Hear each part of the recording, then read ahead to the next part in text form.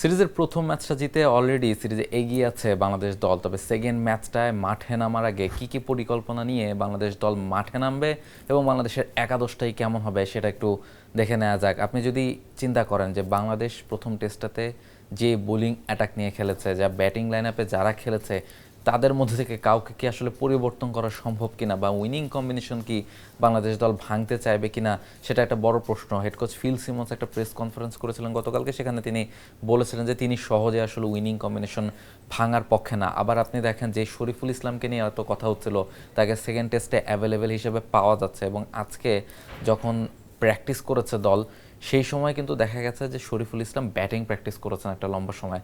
তার মানে টেলেন্ডারদের ব্যাটিংয়ের যে প্রয়োজনীয়তা সেটার কারণে কিন্তু তাকে ব্যাটিং প্র্যাকটিস করানো হয়েছে। এবং সাধারণত দেখা যায় টেস্টের আগে যেই পেসাররা ব্যাটিং করে থাকেন বা ম্যাচ খেলে থাকেন তাদেরকেই আসলে ব্যাটিং প্র্যাকটিসটা করানো হয়। বসুন্ধরা টিস্যু, অশুদ্ধতার বিরুদ্ধে এক বিন্দুও ছাড় নয়। সো সেক্ষেত্রে আপনি হয়তো বা ধরে নিতে পারেন যে শরীফুলের ম্যাচে খেলার কিংবা একাদশে থাকার একটা সম্ভাবনা থাকলেও থাকতে পারে, বা তিনি হয়তো বা একাদশে থাকতে পারেন মেগা টেস্টে। এবং সেইটা যদি হয় তাহলে আসলে তিনি কার জায়গায় খেলবেন?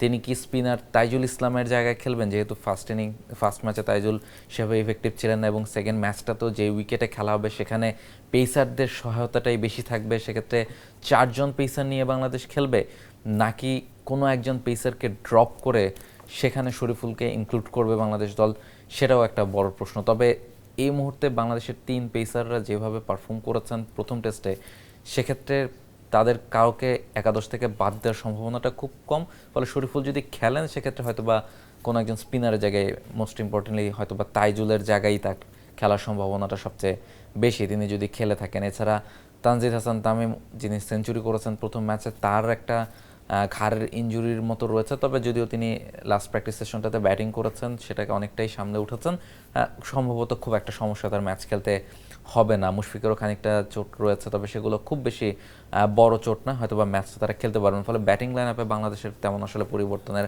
কোনো সুযোগ নেই। শুধু ওই বোলিংয়ের একটা জায়গাতেই বাংলাদেশ চাইলে হয়তো বা উইনিং কম্বিনেশনটা ভাগতে পারে, না হলে তাদের উইনিং কম্বিনেশনটা ধরে রেখে হয়তো বা বাংলাদেশ ম্যাচ খেলবে। এবার আপনি যদি আসেন যে কোন সেট আপ নিয়ে বা কোন পরিকল্পনায় বাংলাদেশ দল ম্যাচটা খেলতে চাইবে, বাংলাদেশ অলরেডি প্রথম ম্যাচটা জিতে গেছে, বাংলাদেশ সিরিজের লিডে আছে।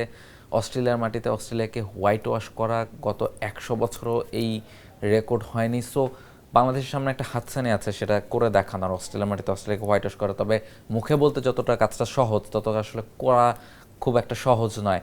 অস্ট্রেলিয়া নিশ্চয়ই সেকেন্ড ম্যাচটাতে তাদের পুরো শক্তি দিয়ে ফাইট ব্যাক দেওয়ার চেষ্টা করবে এবং সে ধরনের উইকেটেই তারা ম্যাচটা খেলার চেষ্টা করবে। এবং অলরেডি কিন্তু ম্যাকের উইকেটে আমরা দেখেছি যে সবুজ ঘাস রয়েছে, উইকেটটা সবুজ এবং পেসাররা খুব বেশি সহায়তা পাবেন এবং বেশ ভালো বাতাসও রয়েছে, ফলে পেসাররা বল থেকে মুভমেন্টও আদায় করে নিতে হয়তো বা পারবেন।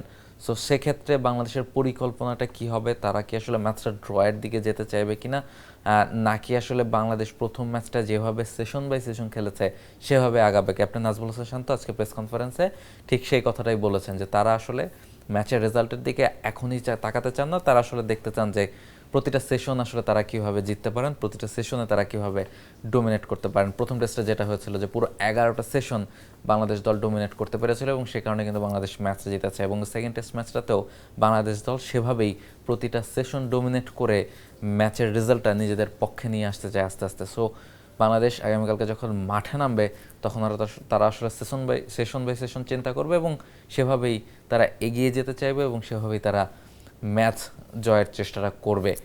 সো মেগা টেস্টে বাংলাদেশ দল যদি ম্যাচটা জিততে পারে সেক্ষেত্রে একটা ইতিহাসের হাতছানি বাংলাদেশের সামনে আছে। তবে বাংলাদেশ যদি ম্যাচ নাও জিততে পারে তারপরেও বাংলাদেশ ইতিহাস গড়েই দেশে ফিরবে। ফলে এই সিরিজ থেকে বাংলাদেশের আসলে আর হারানোর তেমন কিছু নাই, তেমন কোনো চাপেরও নেই। চাপটা এই মুহূর্তে যদি কারো থেকে থাকে সেটা অস্ট্রেলিয়ার।